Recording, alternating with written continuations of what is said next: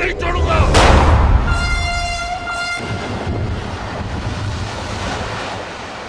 क्या ये जायज है हमारा इस तरह इस घर में रहना?